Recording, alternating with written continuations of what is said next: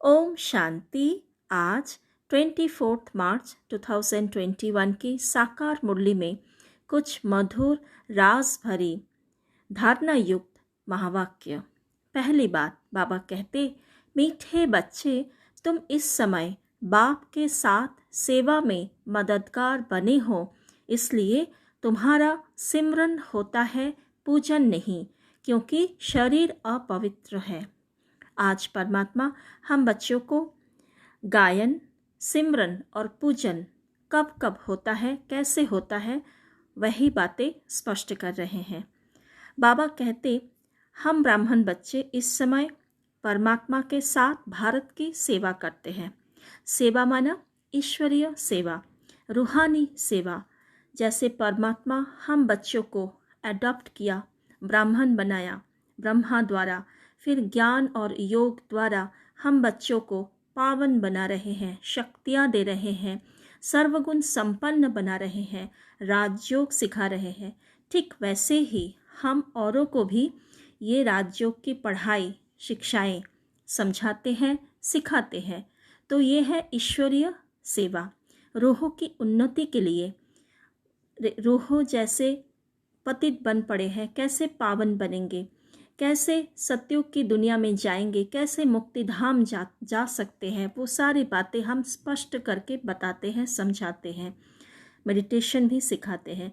तो ये ईश्वरीय सेवा हम करते हैं परमात्मा के साथ। इसलिए बाबा कहते, तुम्हारा गायन होता है, क्योंकि हम आत्माएं अभी पावन तो नहीं बने, पुरुषार्थ कर रहे हैं। अब पुरुषार्थ करते करते अंतिम समय में जब हम शुद्ध बन जाते हैं, पवित्र बन जाते हैं, तब हमारा शरीर पवित्र नहीं है लेकिन आत्मा पवित्र बन जाती है, तब हमारा सिमरन होती है। और सत्युगी दुनिया में जब हम प्रारब्ध पाते हैं, देवताई संस्कार सर्वगुण संपन्न बनते हैं, देवताई संस्कार धारण करते हैं, संपूर्ण निर्विकारी 16 कला संपूर्ण, संपूर्ण पवित्र सतो प्रधान बनकर देवी देवता बन जाते हैं, तब हमारा पूजन योग्य हम बन जाते हैं। क्योंकि उस समय हमारा आत्मा और शरीर दोनों ही पवित्र है। क्योंकि सत्युगी दुनिया में, त्रेतायुगी दुनिया में कोई भी विकार नहीं है। योग बल से बच्चा पैदा होता है, 5 विकार नहीं है। तो लेकिन उस समय किसी का पूजा नहीं होता। पूजा फिर द्वापर युग से वही देवी देवताओं की पूजा होती है। क्योंकि द्वापर युग से विकारों की प्रवेशता के कारण आत्माएं धीरे धीरे पतित बनते हैं। तो जो संपूर्ण पवित्र आत्माएं थे, देवी देवताएं थे, उनकी पूजा होती है। तो बाबा कहते कि सिमरन किसकी होगी? जो जास्ते सर्विस करते हैं। तो इस समय तुम अब सिमरन लायक हो, अर्थात जो सर्विस ज़्यादा करेंगे उसका ही ज़्यादा सिमरन होगा। सिमरन माना याद करना, इसी को सिमरन कहा जाता है। और एक बात, इस समय जो शिव शक्तियाँ के रूप में देवियों की पूजा होती है, जैसे जगत अम्बा, काली, दुर्गा, ये सब कौन है? शिव शक्तियाँ हैं, जो संगम युग पर सभी आत्माओं को पावन बना रहे हैं, बहुत हड्डी हड्डी सर्विस कर रहे हैं, शक्ति स्वरूप बन रहे हैं। परमात्मा को याद करते करते सारे शक्तियों के अधिकारी, मास्टर सर्वशक्तिवान बन शक्ति स्वरूप रूप द्वारा पूरे विश्व की सेवा में लगे हुए हैं। उसी की यादगार के रूप में देवियों की पूजा होती है। जैसे देवियों के हाथों में भिन्न भिन्न अलंकार दिखाते हैं, जैसे शंख, शंख माना ज्ञान का शंख बजाते हैं। फिर भी दिखाते हैं तलवार, अर्थात ज्ञान तलवार से विकारों को जीतते हैं। तो इसी प्रकार से देवियों का भी पूजा होती है। फिर बाबा कहते, तुम आत्माओं को भी पूजा होती है, क्योंकि जब शिव की पूजा होती है तब शालिग्राम के रूप में पूजा होती है, क्योंकि आत्मा पवित्र है, शरीर नहीं। जैसे कश्मीर में एक मंदिर है, वहाँ शिवलिंग के साथ शालिग्राम, बहुत सारे शालिग्रामों की पूजा होती है। दूसरी पॉइंट आज की मुरली से बाबा माला के बारे में बता रहे हैं। पहली है रुद्र माला, जो सभी आत्माओं की माला है। विश्व में जितनी सारी आत्माएं हैं सभी रुद्र अर्थात शिव बाबा की माला के दाने हैं। फिर आता है विजय माला, विष्णु की माला, अर्थात इसी रुद्र माला में जो विजय रतन बनते हैं, संपूर्ण पावन सतो प्रधान बनते हैं, उनका फिर गायन होता है विजय माला के रूप में, और वही विष्णु की माला है, उन्हीं की पूजा होती है। विष्णु की माला तो कहेंगे चैतन्य जीव आत्माओं की माला। लक्ष्मी नारायण पूजे जाते हैं क्योंकि उन्हों की आत्मा और शरीर दोनों पवित्र है। और रुद्रमाला तो सिर्फ आत्माओं की है क्योंकि शरीर तो अपवित्र है, वह पूजा नहीं हो सकता, वह तो पूजे नहीं जा सकते। तो रुद्रमाला को पूजा नहीं होता, विष्णु की माला पूजे जाते हैं। थर्ड पॉइंट आज की मुरली से बाबा कहते तुम्हें नशा निरंतर रहना चाहिए। तो कौन सी बात की नशा? बाबा कहते हम शिव बाबा के बच्चे हैं। दूसरी बात, उनसे राजयोग सीख रहे हैं। तीसरी बात, स्वर्ग के राजाई का वर्षा लेते हैं। चौथी बात, विश्व का मालिक बनते हैं। पांचवी बात, हम अभी कौड़ी से हीरे जैसा बनते हैं। तो ये 5 बातें और भी बातें हैं जो हमें नशा दिलाते हैं, क्योंकि जितना नशा उतना हमारा पुरुषार्थ तेज होगा। जैसे दुनिया में भी जो फिल्म एक्टर एक्ट्रेस होते हैं उन्हें कितना नशा रहते हैं, तो नशा रहता है इसीलिए तो वो इतने मेहनत करते हैं, रात दिन जैसा डायरेक्टर कहते हैं मेहनत करते हैं, ना समय देखते हैं ना अपना शौक और कुछ देखते हैं, तो लगे रहते हैं। तो हमें भी भगवान मिला है, भगवान हमें क्या दे रहे हैं, कौन सी प्राप्तियां हो रही है, भविष्य में 21 जन्म और पूरे कल्प ही हमारा कितना सुख में जाएगा, वो सारी बातें हम अगर याद करेंगे, बार बार बुद्धि में घुमाएंगे, तो हमें ये ईश्वरीय नशा रहेगा। और जितना नशा उतना हमारा पुरुषार्थ तेज, उतना हमारा प्राप्ति ज़्यादा, संगम पर भी प्राप्ति ज़्यादा, और संगम के आधार पर भविष्य बनते हैं, तो भविष्य भी हमारा उतना ही श्रेष्ठ बन जाएगा। फोर्थ पॉइंट, परमात्मा कहते सागर, ज्ञान गंगाएं, सरोवर और ब्रह्मपुत्र नदी, इसके बारे में बाबा कहते ज्ञान सागर तो परमात्मा है, और ब्रह्मपुत्र नदी कौन है? ब्रह्मा बाबा। यह है ब्रह्मपुत्र बड़ी नदी, यह ब्रह्मा माता भी है। जैसे कल बाबा मुरली में कहा था ब्रह्मा माता है, क्यों? क्योंकि ब्रह्मा द्वारा ही ब्राह्मण बच्चों को बाबा अडॉप्ट करते हैं, और ब्रह्मा ही सबसे ज़्यादा परमात्मा की श्रीमत पर चल संपूर्ण ज्ञान को धारण कर चलते हैं, और हाईएस्ट पद सत्य की दुनिया में श्री कृष्ण का पद पाते हैं, नारायण का पद पाते हैं।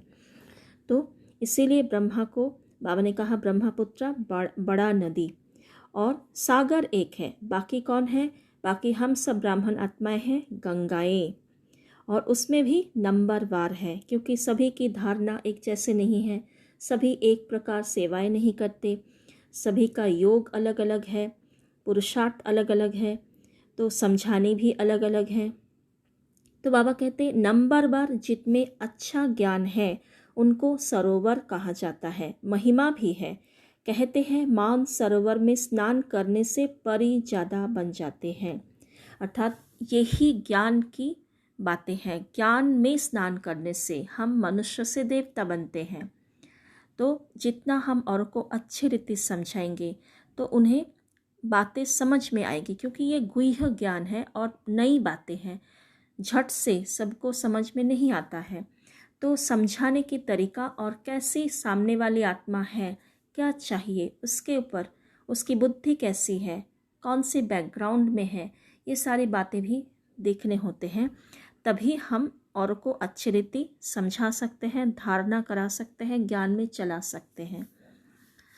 5th पॉइंट बाबा कहते साक्षात्कार के बारे में, जब रुद्रमाला बनने लायक बन जाते हो, फिर अंत में तुम शुद्ध बन जाते हो, तुमको साक्षात्कार होगा। पास विद ऑनर कौन कौन होते हैं, सर्विस करने से नामाचार बहुत हो जाता है।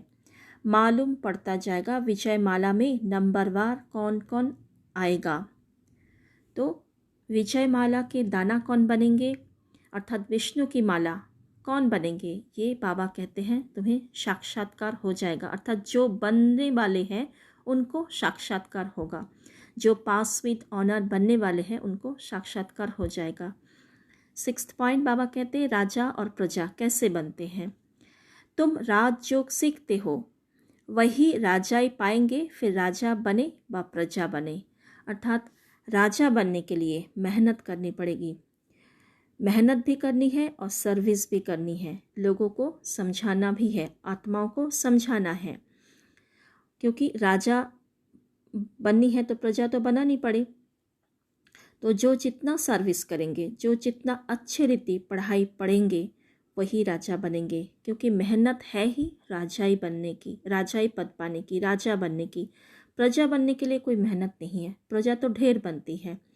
बाबा कहते अनपढ़ पढ़े के आगे भड़ी ढोएंगे। सतयुग में आएंगे परंतु नौकर चाकर बनना पड़ेगा।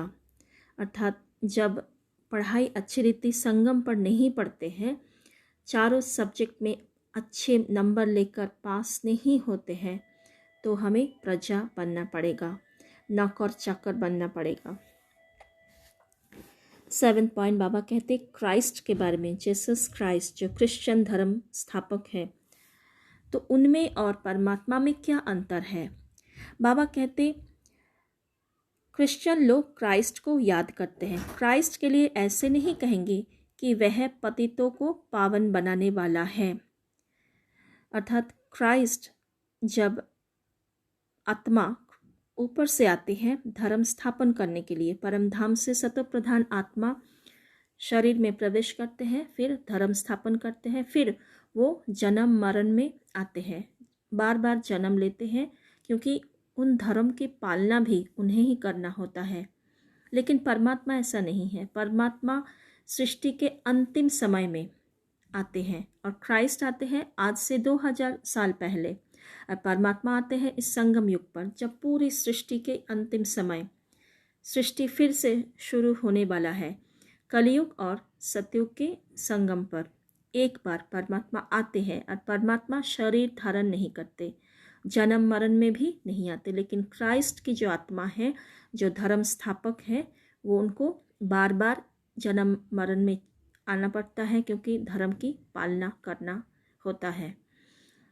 फिर बाबा कहते क्राइस्ट की आत्मा पतित पावन नहीं है, वो अपने धर्म की आत्माओं को पालना करते हैं, लेकिन बाकी दुनिया की आत्माओं को ना वो सदगति देते हैं ना पवित्र बना सकते। वही काम एक परमात्मा का ही है, इसीलिए परमात्मा का ही गायन है, पतित पावन सर्व के सदगति दाता, सच्चा सच्चा सदगुरु, क्योंकि गुरु का काम है सबको उद्धार करना, चाहे मुक्ति धाम में ले जाना या स्वर्ग में ले जाना। तो ये सिर्फ परमात्मा ही करते हैं, वही जगत गुरु है। तो यही है परमात्मा और क्राइस्ट या किसी अन्य धर्म स्थापक में अंतर। 8 पॉइंट बाबा कहते कंप्लीट नॉलेज किसको कहेंगे। बाबा कहते लोगों दुनिया में गायन है, आपकी गतमत न्यारी, सर्व के सदगति करने की श्रीमत यह सबसे न्यारी है। आपकी गतिमत अर्थात परमात्मा की गतिमत न्यारी मतलब अलग है, सबसे अलग है, क्योंकि परमात्मा जो ज्ञान देते हैं वो ज्ञान भी सबसे अलग है। बाप साथ में ले जाते हैं, छोड़ नहीं जाते हैं, निराकारी आकारी साकारी लोक को भी नहीं जानते। सिर्फ सृष्टि के आदि मध्य अंत को जानना वह भी कंप्लीट नॉलेज नहीं है। तो हमें और क्या जानना होगा, पहले तो मूल वतन को जानना पड़े, क्योंकि मूल वतन में आत्माएं रहती है। तो मूल वतन को जानना पड़ेगा, फिर निराकारी, आकारी, साकारी लोक, तीनों लोगों को जानना पड़ेगा, फिर सृष्टि के आदि मध्य अंत को अर्थात तीनों कालों को जानना पड़ेगा, परमात्मा को जानना पड़ेगा, आत्मा को स्वयं पहले जानना होगा कि मैं आत्मा कौन सी आत्मा हूँ। तो जब ये सारी बातें जानेंगे तब कहेंगे क्या? Complete knowledge. इस सारे सृष्टि चक्र को जानने से तुम चक्रवर्ती राजा बनते हो। अर्थात जितना हम सुदर्शन चक्रधारी बनकर रहेंगे, चक्र को बुद्धि में बार बार फिराते जाएंगे, उतना हम माया जीत, जगत जीत, चक्रवर्ती राजा बनते जाएंगे। 9 पॉइंट बाबा कहते, तुम्हें ज्ञान धन मिलता है, फिर उसको दान करना है। बाबा तुमको देते जाते हैं, ये अखुट खजाना है। तो हमें क्या दान करना है? ज्ञान धन माना लोगों को समझाना है। और आत्माओं को क्या समझाना है? मूल वतन की नॉलेज, निराकार बाप की परिचय, प्रजापिता ब्रह्मा की परिचय, ब्राह्मण धर्म के बारे में समझाना, लक्ष्मी नारायण की डायनेस्टी के बारे में, राम सीता की डायनेस्टी के बारे में समझाना कि उन्होंने ये राज्य कैसे पाया। लोग स्वर्ग के बारे में जानते हैं थोड़ी बहुत, लेकिन स्वर्ग बना कैसे, किसने बनाया, लक्ष्मी नारायण कैसे राज्य पाया, कैसे चलाया, किसने फिर उनसे राज्य छीना, राम सीता कब आया, ये सारी बातें लोगों को पता नहीं है। और जितना भी पता है वो रॉन्ग है, राइट नहीं है। तो बाबा कहते सतयुग में इतने सोने हीरे का महल था, वो कहाँ चला गया? तो त्रेता के अंत में अर्थक्वेक होते हैं, उस समय सारे सोने हीरे जितना भी धन संपत्ति धन दौलत थे सतयुग त्रेता युग में सारे अर्थक्वेक में, भूकंप में नीचे चले जाते हैं। नेक्स्ट पॉइंट बाबा कहते तुम्हें क्या करना है और क्या नहीं करना है।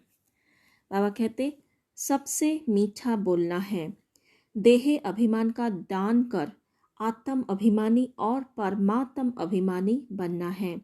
बाप का परिचय देना है, जो ज्ञान धन मिलता है उसका दान करना है। पढ़ाई से राजाई मिलती है, इस नशे में स्थायी रहना है। अटेंशन देकर पढ़ाई पढ़नी है। तो ये मेहनत पूरा ही है अटेंशन की। और क्या नहीं करना है? बाबा कहते ऐसे कोई बात ना हो जो निंदा करा दो, ना किसी से लड़ना झगड़ना है। तो किसी से लड़ाई झगड़ा भी नहीं करना है, क्योंकि हमारा एक एक कार्य, हम परमात्मा के डायरेक्ट बच्चे हैं, हमारा कार्य सभी लोगों देखते हैं। तो हमें ऐसा कोई कर्म नहीं करना है, ऐसा बोल नहीं बोलना है, ऐसे सोच व्यवहार नहीं करना है जैसे बाबा का निंदा हो। और बाबा कहते परमात्म अभिमानी बनना है। परमात्म अभिमानी अर्थात परमात्मा के बारे में चिंतन करना, परमात्मा ने हमें क्या दिया उसके बारे में चिंतन करना, परमात्मा क्या है उसके बारे में सोचना। जितना हम आत्मा और परमात्मा स्वयं के बारे में सोचेंगे तो स्वचिंतन होगा, और परमात्मा के बारे में सोचेंगे तो परमात्म चिंतन होगा। तो हमारा बुद्धि उसी में बिजी रहेगा। तो हमें व्यर्थ और जो विकारी बातों हैं, विकारी चिंता है, वो उनसे हम आसानी से मुक्त हो जाएंगे। आज का वरदान, एकाग्रता के अभ्यास द्वारा अनेक आत्माओं की चाहनाओं को पूर्ण करने वाले विश्व कल्याणकारी भव। तो विश्व कल्याणकारी बनने के लिए हमें स्वयं के संकल्पों को एकाग्र करना है और इसी अभ्यास को बढ़ाना है। निरंतर एक स्थिति में रहना है, एक बाप दूसरा ना कोई, इसी स्थिति में रहना है। व्यर्थ संकल्पों को शुद्ध संकल्पों में परिवर्तन करना है। तभी हम विश्व कल्याणकारी बनकर औरों की जो भटकती हुई बुद्धि मन है उसको एकाग्र कर पाएंगे, अर्थात विश्व कल्याणकारी बन पाएंगे। तो जितना हम बाबा की याद में रहेंगे, रूहानी यात्रा में रहेंगे, उतना ये स्थिति बनती जाएगी ऑटोमेटिकली। स्लोगन है, ब्रह्मा बाप समान गुण स्वरूप, ब्रह्मा बाप समान गुण स्वरूप, शक्ति स्वरूप और याद स्वरूप बनने वाले ही सच्चे ब्राह्मण हैं। ओम शांति। स्वयं को देह और देह की दुनिया से मुक्त कर प्रकाश स्वरूप में देखें। फील करें, मैं आत्मा चैतन्य मणि परमात्म शक्ति गुणों से संपन्न हो रही हूँ।